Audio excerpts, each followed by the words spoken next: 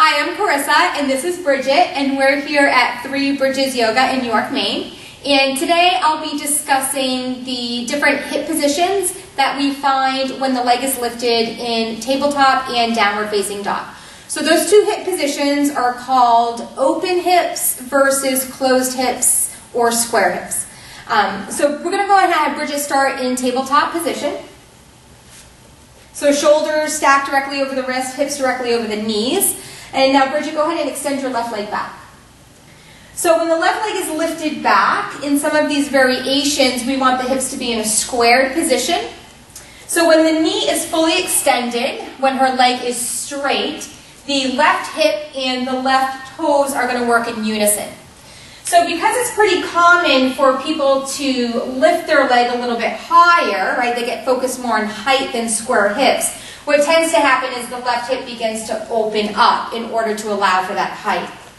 So when you're looking to get into a closed hip position, you may be given the cue to dial your toes down towards the floor, again, because of the fact that the hip and toes work in unison.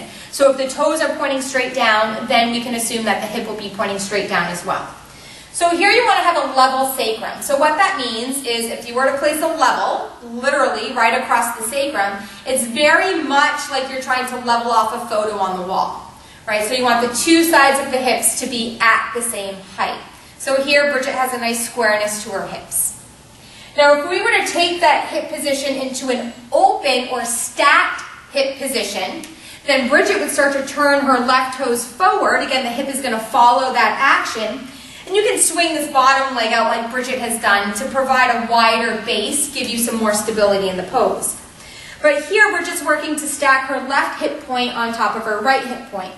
And so those hip points are actually the ASIS points, and that stands for anterior superior iliac spine. So if you were to have your hands on your hips, kind of feel that crest of your hips, your pelvis. If you were to palpate around to the front, you're going to feel those two bony prominences right on the front.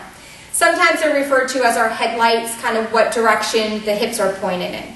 So in this open or stacked hip position, you're looking to stack the left hip point on top of the right hip point. Okay, very nice. And then you can go back to your squared hip position.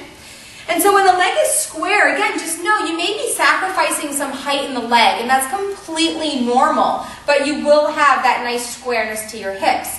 Now you want to make sure that you don't overturn the toes down. If that baby toe dials too far down, then you actually start to get some internal rotation in this hip. And now, again, the hips are no longer level because this left hip is lower than the right. So it really does take some practice and, some finesse to find that perfect Goldilocks sweet spot there where the sacrum is truly level. Okay, go ahead and give yourself a break and your knees down, sink back to child's pose. So those two hip positions can also be found in downward facing dog.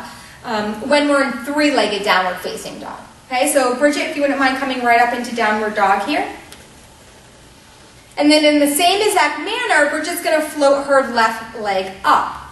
So again, you may find, again, as a student or as a teacher, right, you can see that the leg will want to go high. If you say lift the leg high, automatically in our brain, we're going for as much height as possible. And in order to allow for that height, you'll see that this left hip will start to kind of peek open already. So for a squared hip position, keep in mind that your hips are pointing down to the floor. So Bridget, even more, drop that left hip. Good. So here, the hip is mirroring the direction of the toe. So all 5 toes are pointing straight down. This leg's going to be nice and firm. In this position, too, you can also overturn the toes down where the left hip sinks below. So you want to find that sweet spot here. Sacrum is still level. Right, lift a little bit higher. Good. Sacrum is still level, and you just have extension of the left hip. There's no rotation happening in the pelvis at all. It's just as though you were in tabletop pose. Okay, if you want to give yourself a little rest there. So oftentimes, it's very easy to move from a place of momentum rather than a place of control and strength.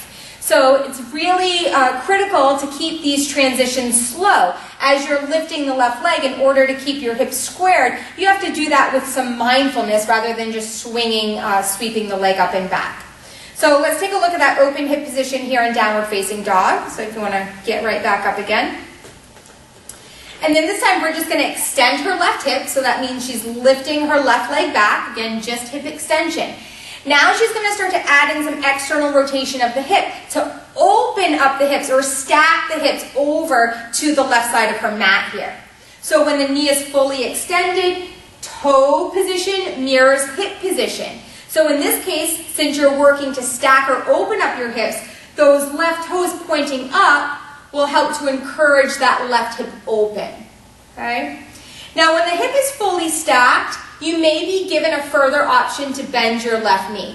Now it's really important to take this option just at the point where you feel like your hips are firmly stacked. So what happens when Bridget bends her knee, she's getting some additional passive stretching through her quadricep, but the weight of this lower left leg and the left foot acts just as a paperweight. So gravity, right, and the weight of her leg alone will help to peel that hip open just a little bit more. So go ahead and step your left foot down, and just for purposes to show what might be happening in the shoulders, I'm going to have you lift your right leg, Bridget. So whenever we're doing these open and square hip position for that matter, you want your shoulders to be level as well. So that means that your shoulders are running right in the same plane.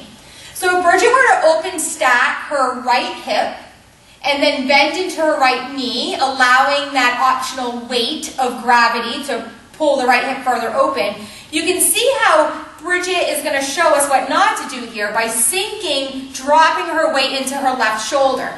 She also is creating a greater curve in her low back, which is going to put additional strain there.